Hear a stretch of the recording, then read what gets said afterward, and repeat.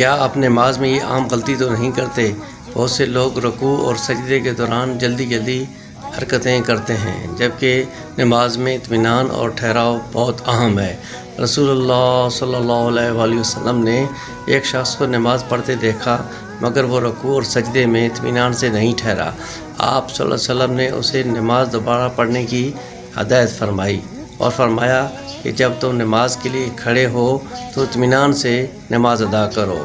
صحیح بخاری 757، صحیح مسلم 397۔